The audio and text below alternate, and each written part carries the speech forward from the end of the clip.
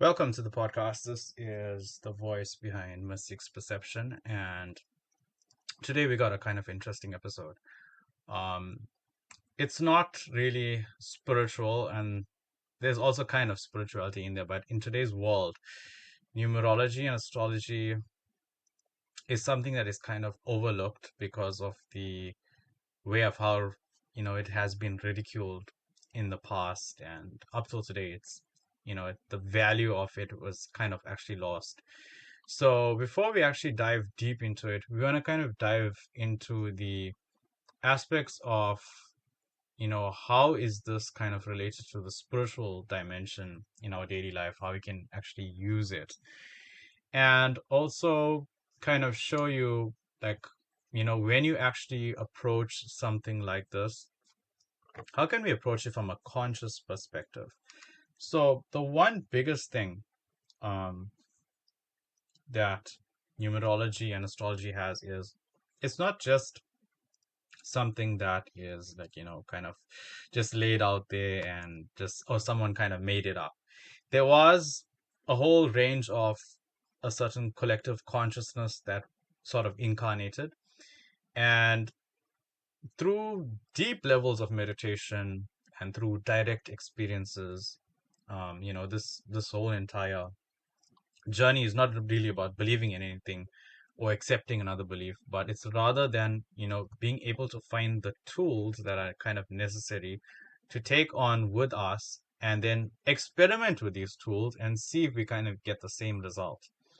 So that is always the forefront of any type of spiritual practice you kind of put into place. Now, with numerology and astrology, it is based off cycles of time. So the Earth is kind of, moving around in a circular motion with the solar system, and then you get the super galaxies and things like that. And it kind of goes very deep. We're not going to really go into that, but even from the atom itself, the electrons are spinning in circles there as well. So everything, it has a cyclical nature, there's a common saying, the circle of life, basically. So somewhere it seems to be a pattern recognition that is there. Now, if you go dive into kind of something called Zen, the Zen Buddhism kind of lifestyle, and that kind of approach on the spiritual path, we kind of recognize these patterns within ourselves, and these patterns within ourselves, they can be conscious and they can also be unconscious. So they've kind of categorized this as, samskaras and samsaras. So in the past videos, I've kind of explained, a little bit into that there. But the samskaras is basically, the impressions that we kind of get. We kind of, get imprinted on ourselves as an individual. And these impressions can kind of affect our life in a specific direction, for instance. So let's just say if you're brought up in a household that has like a poverty kind of mindset, you kind of approach everything in life with that same poverty kind of mindset, and that kind of limits your ability to kind of think, take action, and also do things that you kind of want to do, because the past basically is kind of controlling your current reality, and basically your future is also affected by that. So they can be unconscious patterns that is sort of playing around us that we may not really be aware of, and unknowingly those kind of patterns kind of fall into place. Like, for instance, our ancestors, their DNA is kind of still present in our bodies. So those, if you trace back, you can kind of, with the DNA, you can kind of go through an entire database and kind of find, like, your ancestors, where you actually came from and things like that. So the information is basically there. That information is also part of the impressions that kind of make up the human structure. So that is one kind of key factor we want to kind of keep as the basis of, as we kind of diving deep into this. At this point, I'm not sure how deep we actually going to go into it, but we're going to kind of see where the kind of energy and whatever kind of uh you know direction in terms of where whatever comes from and rises from within myself, and then kind of just go and flow with that, because that kind of is kind of moving with the least amount of resistance. So when we kind of go into psychics and we kind of go into astrology and numerology and things like that, we have this thing called the ego mind, and the ego mind likes to kind of control things, wants to predict the future, wants to find out, who's the next relationship. It wants to kind of, you know, find out everything basically. It wants to kind of map the whole entire system out. And when I had the kind of the spiritual awakening, I kind of fell into that trap as well. But I knew the consciousness and the spiritual basis that was at the beginning of that. So, still going into that with conscious awareness. And what I found was that there's a lot of evidence I kind of found along the path. And when you actually approach it, and this is the biggest thing, because a lot of people, like, they'll go to a psychic, or they'll go to an astrologer, or they go to a numerologist, they'll get a reading, and then sometimes the reading may not necessarily come true. And I looked at it and I was like, okay, so there's something that is called, there's not everybody can kind of read you for, your entire life, basically. To find that out, it takes a lot of effort, a lot of dedication, a lot of time to consistently dig and search, and you got to kind of funnel down. Not everyone can read you, even if they're the best astrologer or psychic in the world. How you find that out is, so there is something called, there, in Hinduism, there's something called as karma. So they have this thing called karma and past lives and things like that. I explained reincarnation, that there's no such thing in that, but this is the kind of the best way I can kind of use it logically to explain in words. Um, so I'll just go in a little bit of reincarnation. So when you die, basically, um, what you are, who you are, is kind of created here, is born here, and it dies here. There's no kind of, you're not going to really die and kind of go into another body and that kind of a thing. That is the consciousness, the awareness of what you are. So as long as you kind of don't realize that in this lifetime, when you die, you will die. There's no kind of coming back for you, for you basically. And that's the same for a person that's kind of realized their true nature as well. But that one who has realized, the only difference is they've realized something that was never born and never dies, basically. So that is basically, just to put it into summary about reincarnation. So um, we've had kind of past lives, right, where we've been in different bodies, and we've interacted with different people and made different connections here and there and things like that. So because of the karma that's there, so let's just say, for instance, if I look back in my journey, I would have never really looked into psychics and astrology if I was trying to, go towards a path, and everything kind of worked out in that specific direction. It kind of didn't really work out in that direction. So I kind of looked for another answer, and then I kind of met somebody that kind of had a very significant role in the whole entire opening towards these other kinds of dimensions. And this kind of person specifically pointed me to a psychic. And that psychic, which, at that moment in time, I thought it was a complete joke, complete nonsense. That changed my whole entire projection of life, because it propelled awakening and the recognition of what I am on a very deep and sophisticated, pure level. And it happened in a very short span of time. And that person was also a kind of a Kundalini yoga teacher as well. So she kind of had like a practice which she gave me, which my ego was trying to go towards a specific direction. It kind of gave me a practice, and then that practice propelled me towards kind of awakening, having a direct experience of what I am. And the whole point of me to kind of go in this path, which I was trying to go and I couldn't go, was to kind of realize that. So the realization kind of happened, like, not there where my mind and, ego thought it was, but it happened where I was currently. So that person had a, had a significant role. So, there's this other thing which I kind of explored with psychics as well. You can't go to any specific place. You can't meet any specific person if you don't have a past life with them or you don't have past karma with them.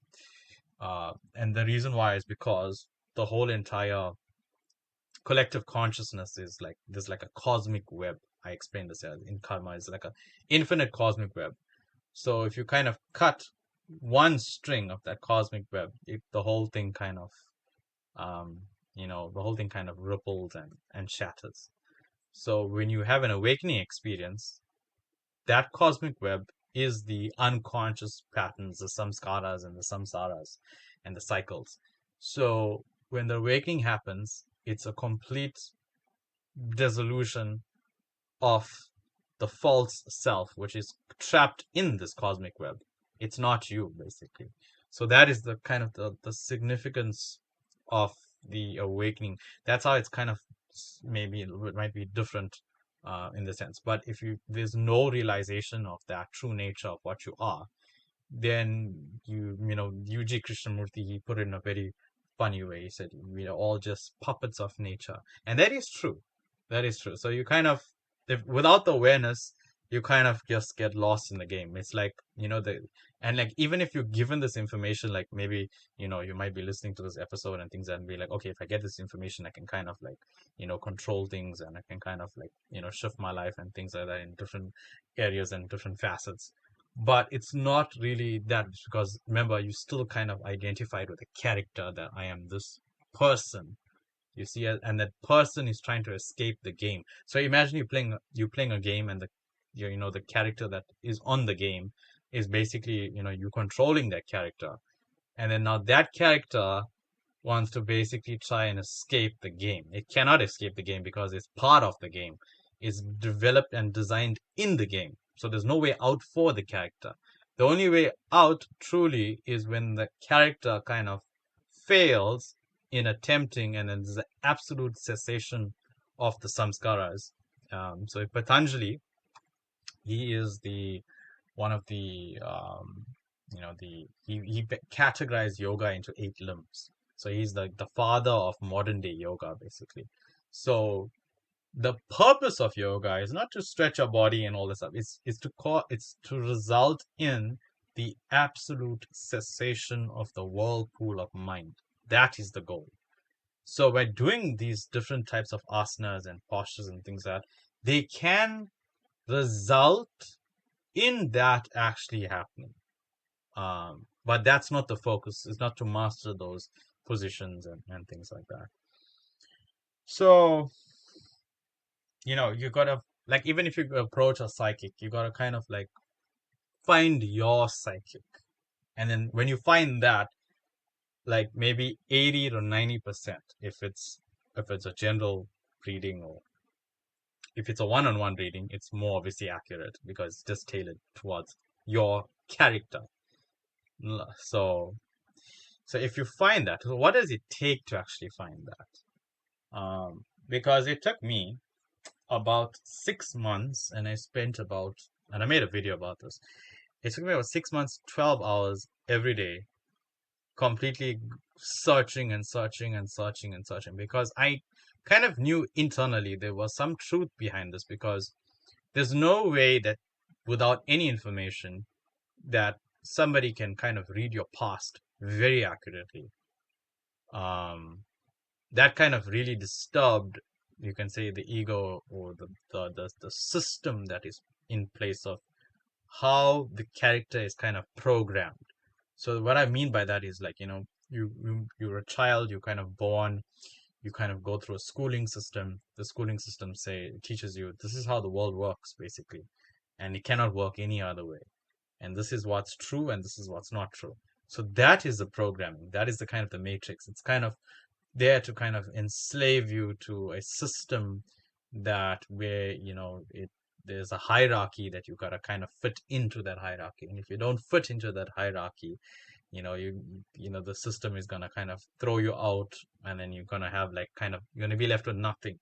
Basically. So it kind of threatens your ego in that sense, into kind of pursuing that path very strongly of, okay, I need to kind of move in this direction. This is the basic schedule of how my life should go, and I have created this in my mind because there's no such thing as, there's a specific schedule or a specific milestone or checkpoint or a checklist for your life, basically. So that is created by your mind. That is created by the ego's desire to have those kinds of things. And those things may not really necessarily serve your kind of purpose of why, you have probably incarnated on this planet. So that itself, that fighting against trying to achieve and trying to get and check off those check marks in that box, that can cause enormous amount of pain, suffering in one's life, miserable. They can go through different stages of depression. There can be a lot of misery in that, the unhappiness and things like that. Because now we kind of moving and working against where the actual life force within yourself, the consciousness, because that has its own intelligence. It wants to kind of move in a certain way, but the resistance from the ego and mind is there trying to control it in a move in a different way. And you find out this is a very strange thing, which I found out. The moment you kind of surrender and allow the life energy or the intelligence, the natural intelligence that is there within the consciousness to kind of function and kind of allow whatever needs to kind of manifest in the life, because it kind of knows the whole entire game in and out better than the ego self. And the ego self is kind of what you can refer to as the me, as the self, as the my. This is how I am. This is my likes. This is my dislikes. This is my, my preferences, and so forth. So all of that is basically the false self. That's what they refer to as a false self. So when you awaken, it's like a process of dying. So it's like you actually experience the death of the false self. There's this story that of Jesus Christ where he gets up, they put him on a cross, and then he dies on the cross, and then he kind of gets resurrected. So that symbolism, for that, everyone kind of has to get up on the cross and kind of and die there. And when that death actually happens, then the actual self, the revival, the immortal self is kind of born. So in Hinduism, they've used fanciful terms. They've used Atman, they've used Paramatman, they use Supreme Being. Um, you know, Brahma is one of the words that they've kind of used. So these are all just basically, you know, different words kind of pointing towards the same um, absolute self, the absolute nature of what you truly are. So when you allow that higher intelligence, some may call it God and things like that. So when you allow that kind of intelligence to kind of function through the character, then there's a sense of ease. There's a sense of less resistance. There's a saying in Zen that an enlightened being is like an enchi. An enlightened being is like an enchi. And an enchi is basically is like it's like a circle, and the circle is a shape that has the least amount of resistance. So it's like a wheel, basically. So when you're moving through life, an enlightened person is just basically a person kind of, there's the suffering and the pain and the egoic self is kind of dropped. So there's also another saying, before enlightenment, chop wood, carry water. After enlightenment, chop wood, carry water. So in the mind hears this is like, okay, what's the difference? And the difference is the resistance to what is kind of drops. And when that resistance to what is kind of drops, there's no sense of self. The Buddha spoke of anatta. I think that means I think I might be saying it correctly, but I'm referring to specifically the no self. So there is no self basically. So what you call as the self doesn't really exist. So that you kind of find out through your direct experience, like I never really existed in the first place. So what I'm calling as myself is something that has been created here and it dies here. So in that, it may be threatening to the ego, but in that there is the liberation. And Buddha clearly said, if you lived wisely, there's nothing to fear, or even death itself, because you kind of lived fully. When you live fully in the moment, you live fully in life, you experience life to its max. There's no fear of death itself. And how that new fear of death actually comes about is, you experience dying itself. Dying is a wonderful thing. So dying in every moment of life. There's a saying also, learn to die before you die. And, death may be perceived as a very negative, um, you know, um, event that may happen in one's life. But when if you know, if you have the direct experience to find out for yourself, and in that finding out, they can be, a tremendous amount of, um, liberation that can kind of come from that there. So, when we look at psychics and we look at astrology and things like that, it kind of may attack this ego self that has been created, the mind self has been created. So I found that kind of very useful in the spiritual part, because it was kind of telling me that the life is kind of moving in this direction, but the ego mind had a different direction it was kind of moving. So that itself can be a very good exercise to kind of notice, like, oh, okay, kind of learn to naturally accept. So it doesn't mean that you got to kind of accept everything, but what's the important aspect of what I'm saying is to notice where is there resistance in the self structure, because that resistance is also referred to as the samskaras. So the samskaras, like I said, is like the impressions. Now that's just one way of how to use, like, the samskaras to be able to kind of see it, right, and feel it within yourself. There's another way of, which I'll go into, which it might be a little bit more practical for most people, even if they kind of don't want to go to astrology and numerology and things like that. If you look at, let's just say, you go to a work environment, or you go to meet certain people, or you do certain things, and in that situation, whatever they say or how they react, it may make you feel in a certain way, whether it may make you feel like you're ignorant, um, or it may make you feel angry, or whatever the sensation is. If you learn to kind of allow yourself to have a complete experience. Now, what do I mean by a complete experience? So let's just say, for instance, you speak to somebody and they kind of make you mad. Feel the anger completely within yourself. Fully experience it, because what actually happens is, if the moment we kind of go through life and we don't have full complete experiences of everything, that means allow everything to arise within yourself. You don't have to basically react. We just kind of feel everything that actually arises within ourselves, even if it's uncomfortable.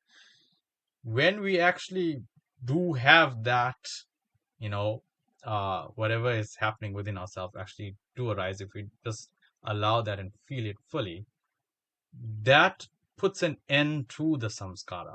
So you don't have this mental kind of cyclical, repeated thoughts of maybe, oh, this person said this here, and then you kind of have this battle in your head with this person having this conversation, even though the conversation happened like maybe 3, 4, 5 months ago, or even 10 years ago, for instance. You'd be like, oh, I should have said this, I should have said that, kind of a thing.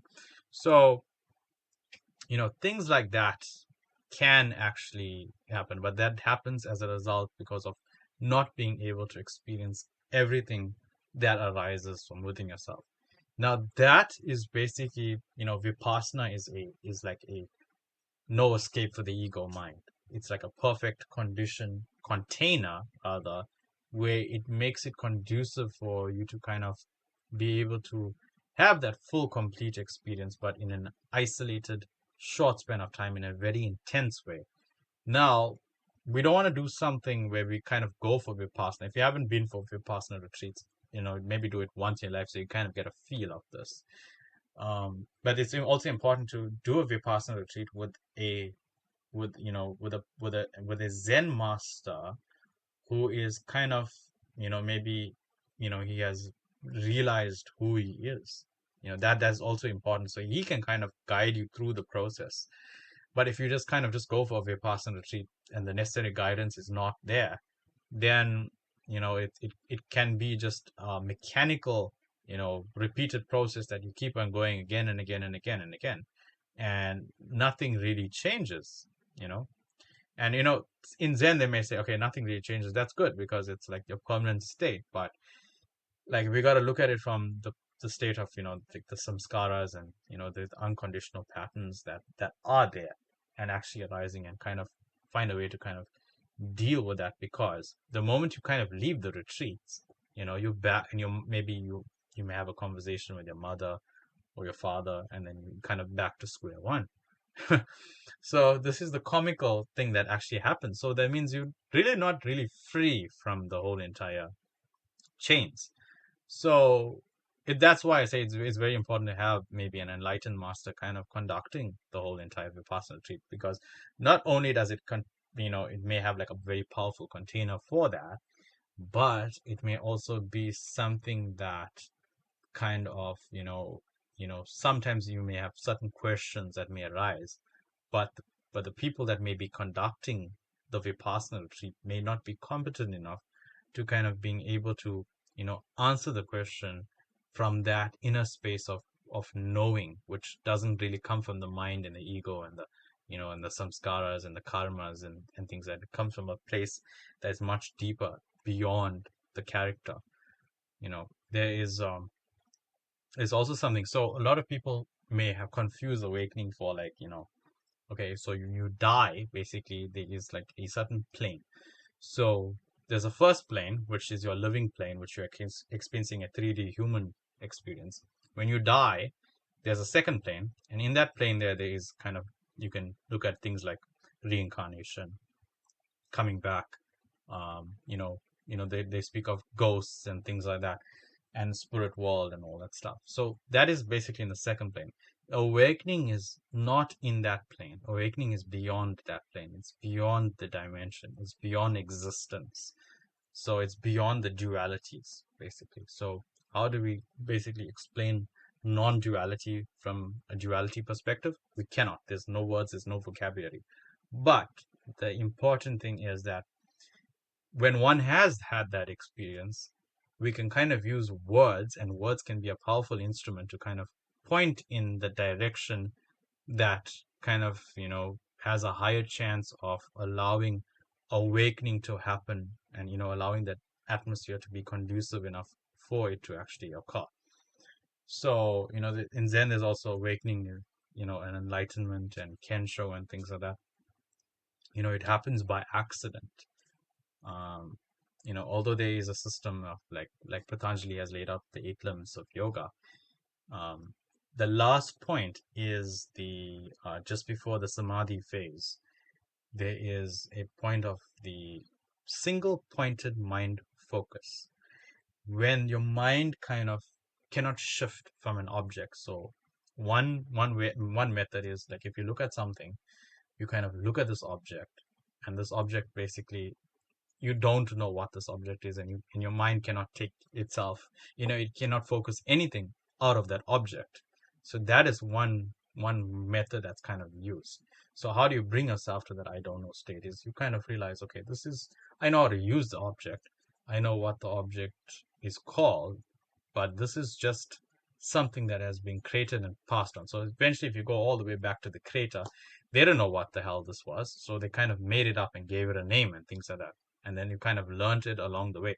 But no one really knows what it actually is, because remember, when the object or whatever is there, there's no kind of name that's written on it. So if you look at it on the more ancient level, a tree, for instance, nobody really said, okay, this is what you know, the tree doesn't have any description written on it and say, okay, this is the tree. We have identified that. Okay, this is what we call as a tree. Language has kind of given all these labels to every single thing. But in actual fact, what is it? We don't really know what that is. So, there's the Huji Krishnamurti. He says this one line which I like. He's having this little conversation with one of the seekers, and then he gets frustrated with the seeker, and he slams the table and says, "This will finish you."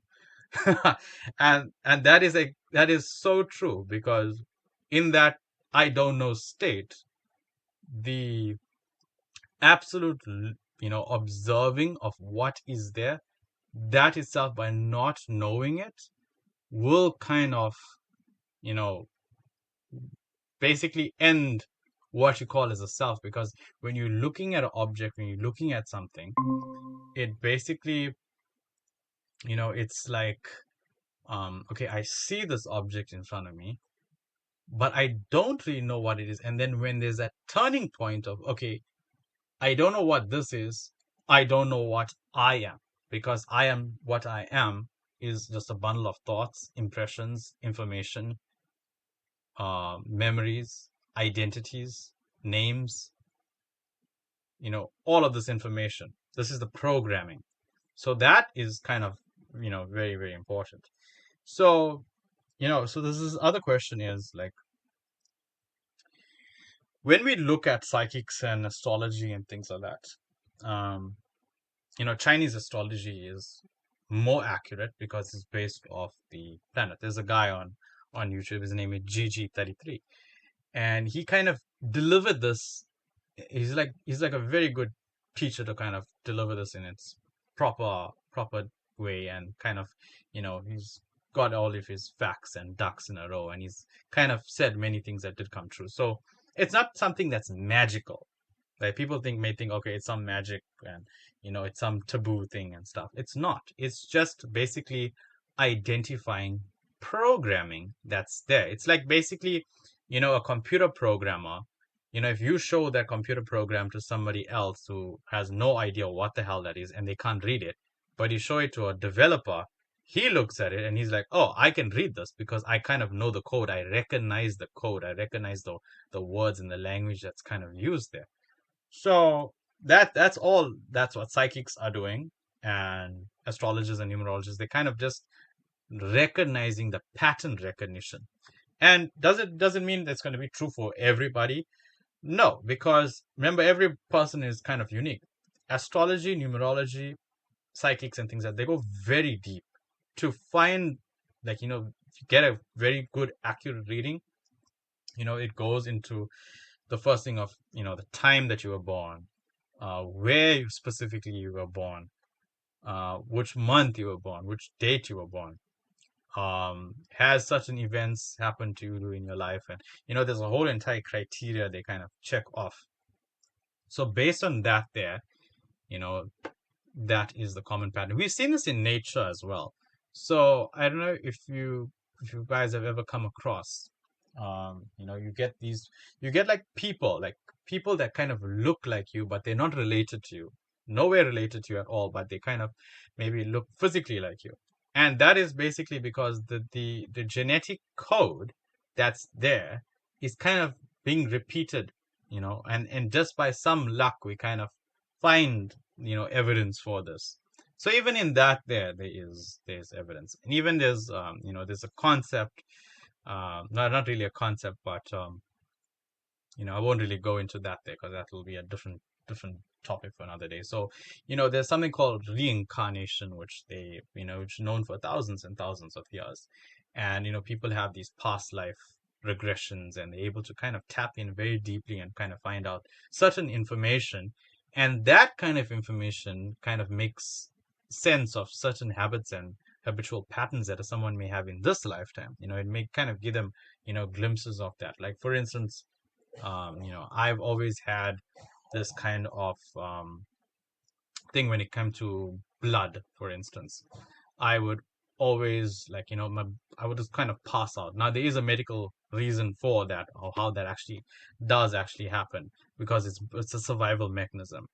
But when I did a past life regression, it kind of painted the picture. I was like, oh, this is where this could have come from. And when I did something called a dyad. So what a dyad is created by a guy named Bruce Bonner.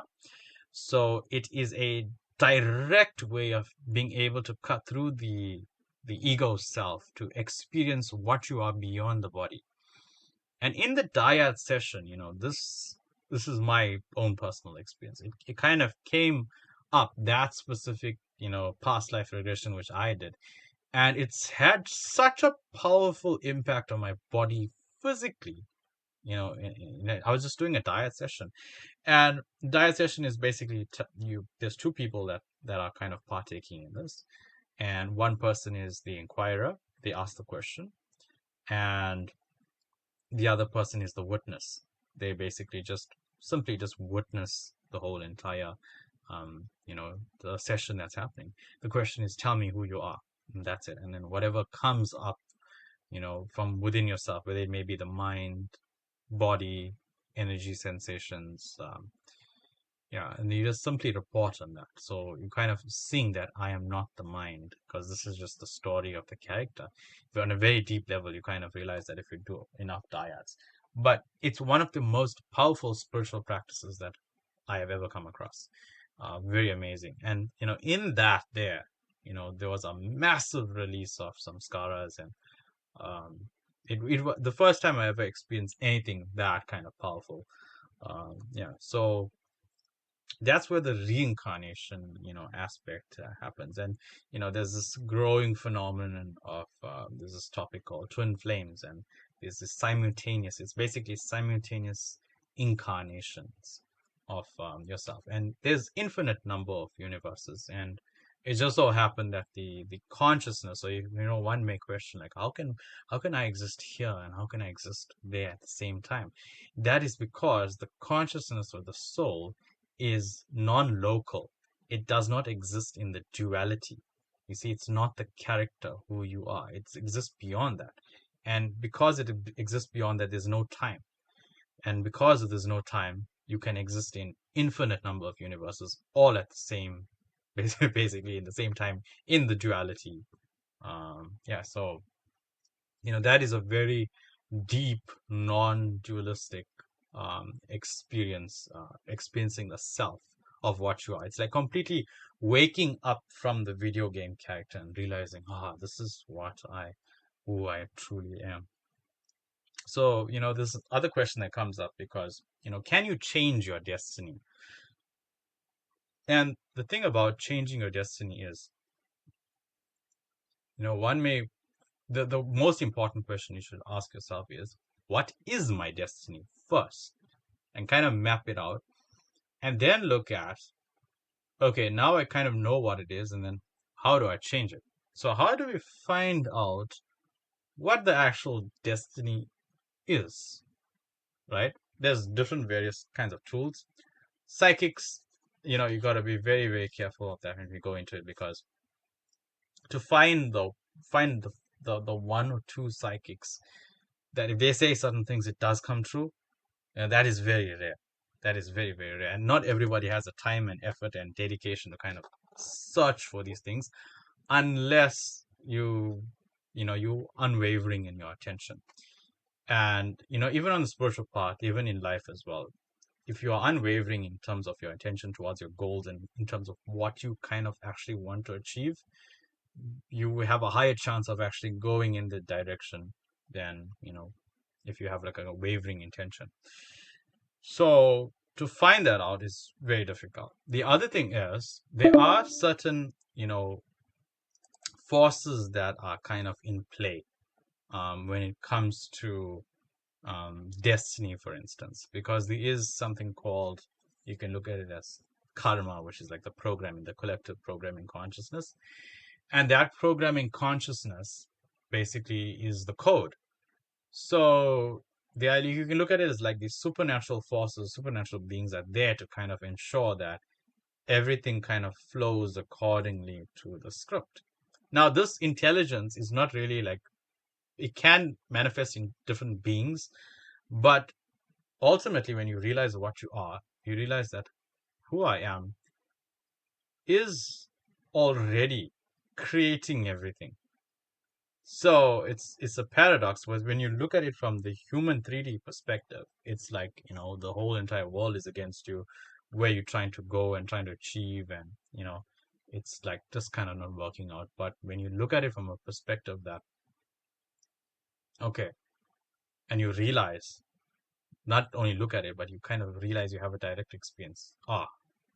I am the creator that is kind of creating everything in my life, from the smallest insect to the person next door, uh, from the beginning of time till the end of time. So there is this, this that realization that actually happens, and in that realization, That is where the liberation is. That is where the, the dropping of the self is. And then from that place, when of realization, you kind of know, okay, I've been doing all of this, and then there's no more like, how do I change my destiny?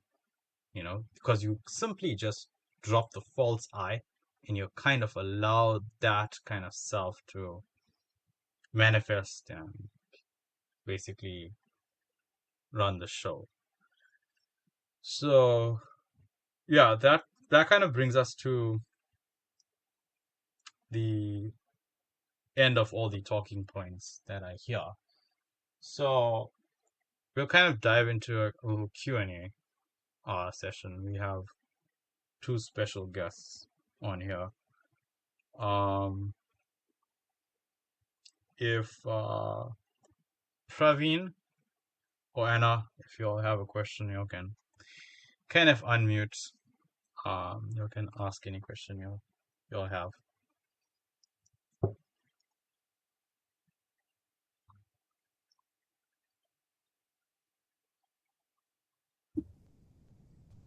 Hi. So I have a question regarding astrology. So it said that when you're on a spiritual path, you're not affected by astrology. So how do you know you're still impacted by astrology or not? So, if you're on a spiritual path, that's a good question because you kind of use everything towards your growth basically. So literally everything, like I spoke of earlier with the samskaras, not resisting anything, feeling everything, having a complete experience with all of that. So basically we kind of not looking at our spiritual path as like, okay, sitting and doing meditation, sitting and doing yoga, sitting and doing mantra chanting, sitting and praying to God. you know, we don't want to kind of limit that to a specific niche because for spiritual awakening to kind of happen, we gotta kind of use every single opportunity we kind of have, so that we kind of, because awakening is can happen. It happens by accident. So we don't really can say that, okay, if I do this and I go in this path, there will be spiritual awakening there. We don't know that. So that also takes us back to the point of like realizing like, I don't know anything, and that not knowing is more powerful than kind of trying to go through it with the ego mind. Because if we do approach it like that, what tends to happen is we can go into endless spirals, endless kinds of pathways that kind of allow us to go into so many different avenues, and we can kind of get lost in any one of it. It's not that it's wrong to like kind of explore all of these things. Like if you have like for instance, you have a desire to kind of go into specific things to kind of find out for yourself, you kind of go in there and you find out, okay, is it really helping, or is it not helping? That the most important thing I think that we must kind of take away from this episode in the podcast is experimenting for yourself, to having a direct experience for yourself, and then finding out, is it truly giving the benefit or not.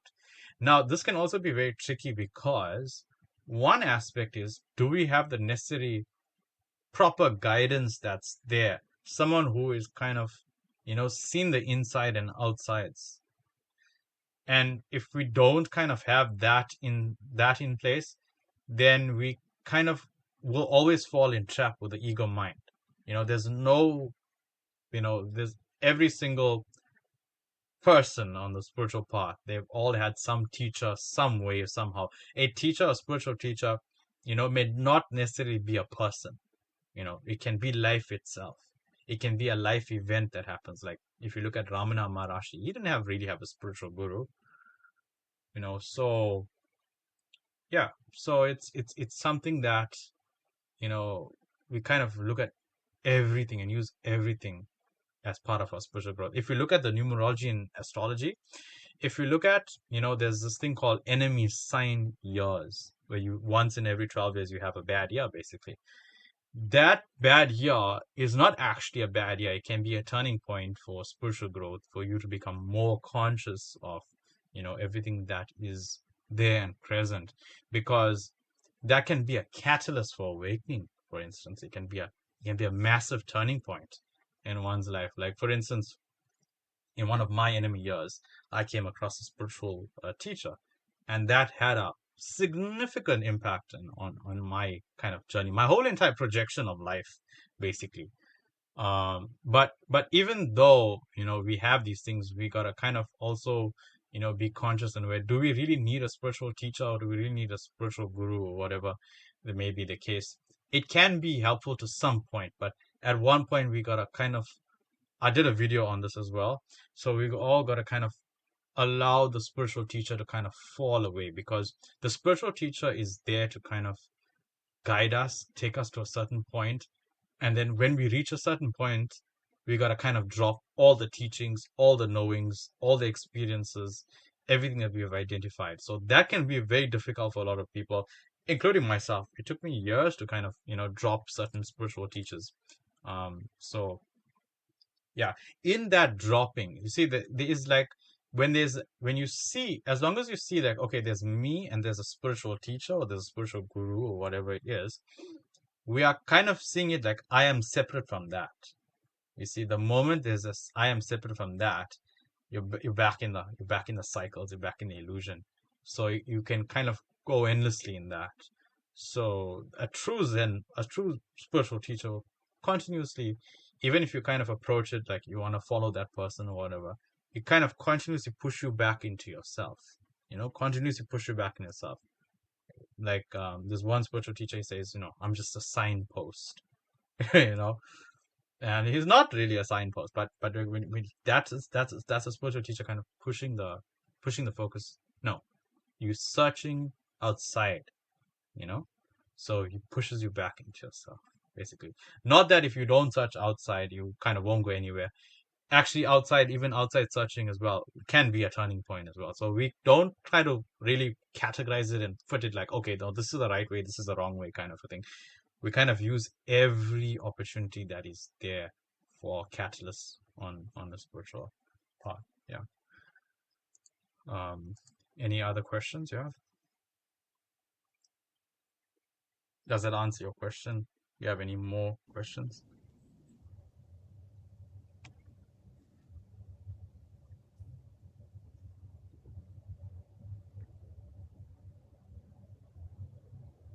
Okay, so we'll take it as it answered your question. Um, yeah, Anna, do you have any questions you'd like to ask? We have like 6 minutes remaining. Anything that's kind of deep, um, can be anything.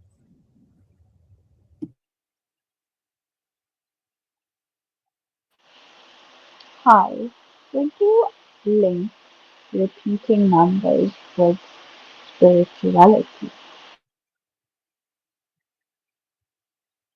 Oh, the repeating numbers. Okay, so the repeating numbers is like, um you can look at it as a little thing where there is a natural intelligence that is functioning, because it's, when you're kind of noticing synchronicities, that's what it's basically categorized as.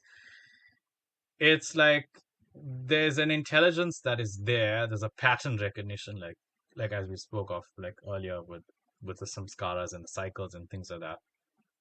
We're kind of noticing all of these things that are happening in our life, whether it's, but when we notice something like the synchronicities, it kind of shakes us a bit, because we kind of wonder like, how is this kind of showing up again and again and repeatedly? It keeps showing up. The actual deep core of that is to kind of recognize what is that which is noticing that synchronicity. Who is that I? And that in the Zen teaching, it is a very profound teaching, because that noticing, because you are that which is the awareness that is there, noticing that pattern recognition. It may not necessarily be in a synchronicity form. It may necessarily be in, maybe, in life, for instance, like, maybe meeting the same person in a different body, The relationships may go out in the same kind of way, the same story, just different characters just changing here and there. And that is like basically consciousness, your consciousness. You can't really say your consciousness because consciousness is one, right? So that is your consciousness recognizing or kind of bringing your attention that, hey, there's something that is deeper here that it's trying to kind of bring your focus to. But it so happens that it's kind of taking the focus outside because, the ego mind is kind of basically having a little mini ego death in that situation because, the synchronicities can go enormously wild. Like, for instance, for me on the path, I had synchronicities where I should see it kind of repeating numbers like 40 times in a day. It should drive my ego mind crazy. So yeah, it is like it's you noticing the pattern. So you're becoming kind of more aware and more conscious. So you're kind of becoming moving more towards a heightened state of consciousness. So it's not that you're kind of moving towards something, it's kind of an unveiling or an unwrapping of what is actually there. But the false self, which is outside there, is kind of like dying to that process. Yeah. Yeah, so that's basically what it is. Yeah, so we have 2 minutes left. So I think we'll kind of end the podcast here. I want to thank you two for kind of joining in and everyone kind of listening to the podcast. If you all have any questions, please reach out to us we can available on Facebook. There is YouTube. We're kind of doing a lot of videos on YouTube as well. And it may not necessarily be spiritual related questions. Drop any question you feel that's coming from within yourself, and we will answer that. This is Mystic's Perception, and namaste.